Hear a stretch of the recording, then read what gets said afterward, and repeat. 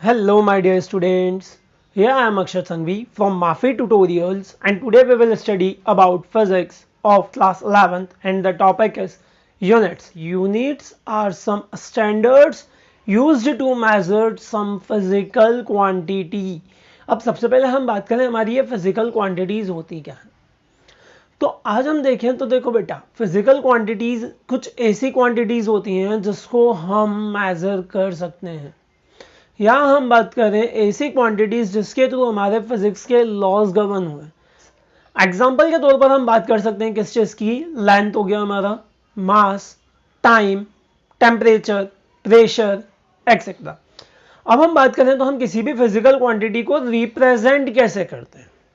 तो एक physical quantity का रिप्रेजेंटेशन होता है हमारा, उसमें कुछ एक न्यूमेरिकल पार्ट होगा। मतलब जैसे अगर सपोज हम लेंथ की बात करें तो हमने जो लेंथ मेजर करी है, अगर हम किसी भी एक ऑब्जेक्ट की लेंथ को मेजर कर रहे हैं, सपोज वो 2 मीटर आई है, तो यहाँ पर ये 2 क्या होगा हमारा, उसका न्यूमेरिकल पार्ट होगा।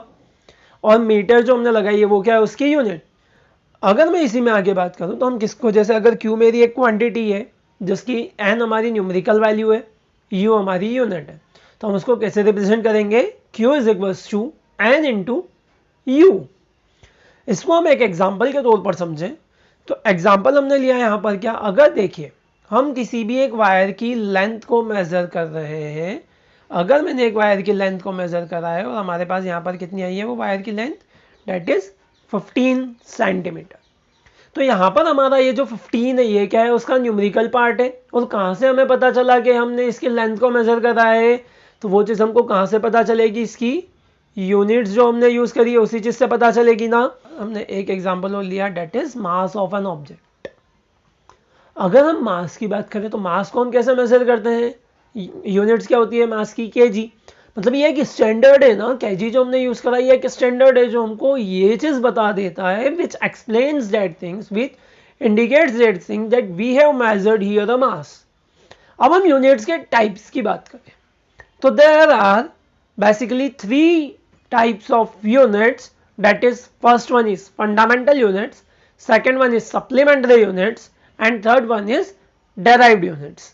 सो अब हम बात करते हैं सबसे पहले हमारी यहाँ पर फंडामेंटल यूनिट्स की हम बात कर रहे हैं। तो फंडामेंटल यूनिट्स हमारी कुछ ऐसी यूनिट्स होती हैं जो दूसरी यूनिट्स के ऊपर डिपेंड नहीं करती, मीन्स जो नेचर के अंदर जो इंडिपेंडेंटली एग्जिस्ट कर जाती है, उन यूनिट्स को हम क्या बोलते हैं, फंडामेंटल और बेसिक यूनिट्स। नेक्स्ट पार्ट में हम बात करें, नेक्स्ट आता है हमारा सप्लीमेंट्री यूनिट्स। ये कुछ ऐसी यूनिट्स होती हैं जो सप्लीमेंट्स होती हैं, मीन्स जो किसी दूसरी क्वांटिटी की यूनिट्स पे भी नहीं जाती।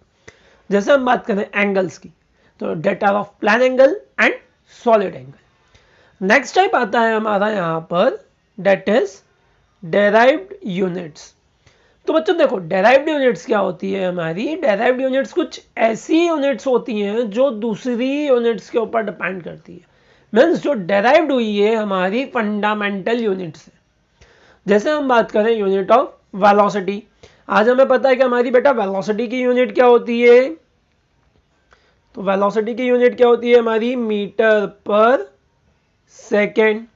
तो आज मैं इस यूनिट की बात करूं तो ये मीटर पर सेकेंड हमारी यूनिट कहां से है, ये देखो इसमें लेंथ की यूनिट भी है मीटर, टाइम की यूनिट भी है सेकेंड, है ना। दो फंडामेंटल फिजिकल क्वांटिटीज की यूनिट मिलाकर हमारी ये यूनिट बनी है, इसलिए हम इसको क्या बोलते हैं, डेराइव्ड यूनिट।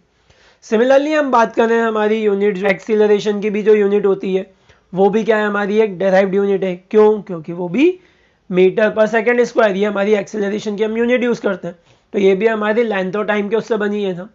सिमिलरली हम यूनिट की बात करें फोर्स की, फोर्स की यूनिट होती है हमारी क्या, Newton, which is equals to kilogram metre per second square, है ना। हम न्यूटन की बात करें तो 1 न्यूटन जो होता है हमारा, ये किस चीज के इक्वल होता है, केजी मीटर पर सेकेंड का स्क्वायर, है ना, इस चीज के इक्वल होता है ना। ये यूनिट होती है हमारी, मतलब यहाँ पर भी ये 3 फिजिकल क्वांटिटीज की यूनिट्स के ऊपर डिपेंड कर रहा है ना, that is of mass, length and time.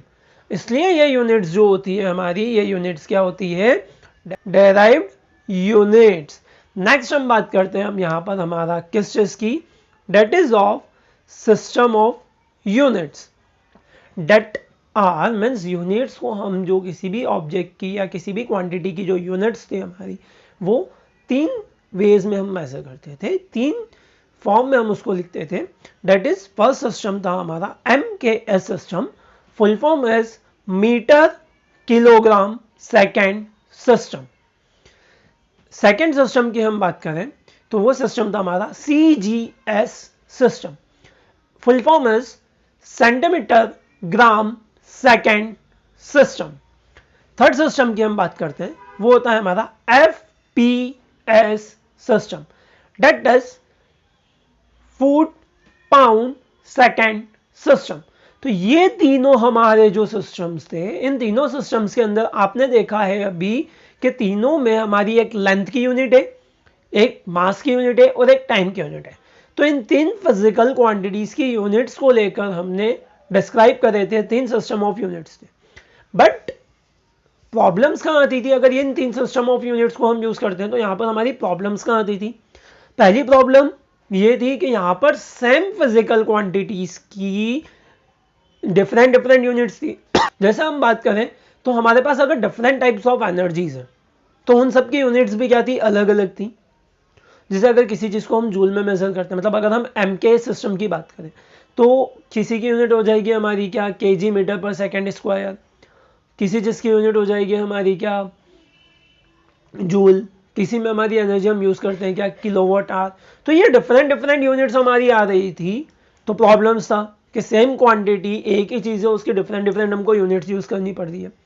Second हम बात करें तो क्या हुआ इसके थ्रू हमारे पास, अब अगर जैसे ग्लोबलाइजेशन इंक्रीज हुआ और डिफरेंट कंट्रीज के अंदर, डिफरेंट सिटीज के अंदर ही अगर हम बात करें तो क्या होगा? अलग अलग सिस्टम ऑफ यूनिट्स अगर यूज हो रही है तो उसके कारण क्या थी? बहुत सारी प्रॉब्लम्स एग्जिस्ट होगी, है ना। हमको कन्वर्ट करना पड़ेगा एक सिस्टम से दूसरे सिस्टम में। अगर जनरली हम बात करें तो क्या हाँ ठीक है, अगर हम कहीं ग्रोसरी शॉप पर जा रहे हैं, हमें कोई एक सिंगल आर्टिकल लेकर आना है, सिंगल ऑब्जेक्ट लेकर आना है, तो we can buy it easily. But जब हमारे पास अगर लिस्ट है तो सारी यूनिट्स का कन्वर्जन, सारे ऑब्जेक्ट्स की क्वांटिटीज का कन्वर्जन एक सिस्टम से दूसरे सिस्टम के अंदर, it will take a lot of time और उसमें हमारी कुछ मिस्टेक्स भी हो सकती है। फिर हमने बात करी ग्लोबलाइजेशन की, तो वहां पर तो क्या हुआ? पहले इन कंट्री इंपोर्ट एक्सपोर्ट होता था, कंट्रीज के अंदर ही एक जगह से दूसरी जगह पर जाता था। लेकिन जैसे जैसे ग्लोबलाइजेशन इंक्रीज हुआ तो क्या चीज हुई? वहां पर कंट्रीज के अंदर, डिफरेंट कंट्रीज के अंदर इंपोर्ट एक्सपोर्ट स्टार्ट हुआ। और कंट्रीज के अंदर जो इंपोर्ट एक्सपोर्ट होता है वो तो पता है ना बेटा हमको, बहुत बल्क क्वांटिटी में होता है। तो उसके कारण क्या हुआ? बहुत ज्यादा प्रॉब्लम्स हो रही थी। So to make that globalization easy and to make that import and export more comfortable and easy between different countries, that General Conference on Weight and Measures decided to introduce a system which is internationally accepted and is comfortable to use. So they introduced a system known as SI system, that is international standards of units, or we can say it as international system of units. अब वो तो IS होना चाहिए था, लेकिन यहां पर हमने क्या लिखा है उसको? SI. So because the full form of SI is Systeme International D Units, ये एक हमारा जर्मन नेम है। अब हम इसके बारे में आगे पढ़ते हैं, SI सिस्टम के बारे में कि डेट ये इंट्रोड्यूस कब हुआ, इसमें किन क्वांटिटीज के यूनिट्स क्या हुई, इसके मेरिट्स क्या है। तो आज हम बात करते हैं यहां पर सिस्टम ऑफ यूनिट्स की, दैट इज SI सिस्टम की। तो ये जो सिस्टम था हमारा SI सिस्टम, ये आप देख सकते हैं इंट्रोड्यूस हुआ था हमारा 1971 में, जब ग्लोबलाइजेशन इंक्रीज हो ही रहा था।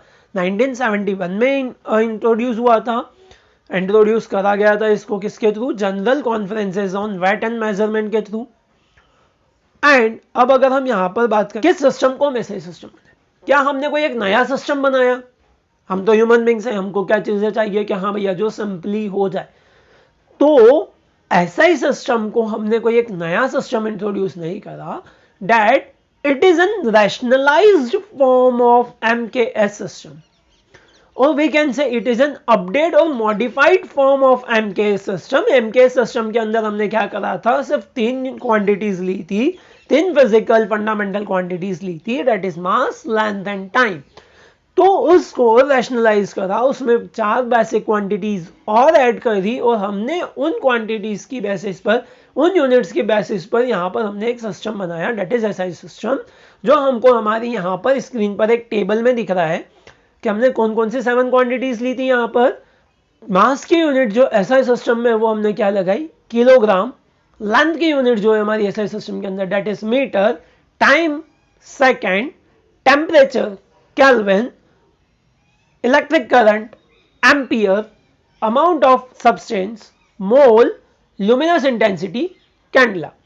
ये सारी हमारी इसकी जो थी ये एसआई यूनिट्स थी। नेक्स्ट हम बात करें तो इसी एसआई सिस्टम के अंदर जो हमारी सप्लीमेंट्री क्वांटिटीज थी उनकी यूनिट्स भी डिसाइड हुई, that are of plane angle, radian and solid angle is steradian. अब हम बात करें यहां पर इसके मेरिट्स की। So what are the merits of SI system, क्या एडवांटेज हुआ, क्या फायदा मिला हमको इस सिस्टम को इंट्रोड्यूस करने से। तो जैसे ये सिस्टम आया, ये सिस्टम क्या है हमारा, एक कोहेरेंट सिस्टम होता है।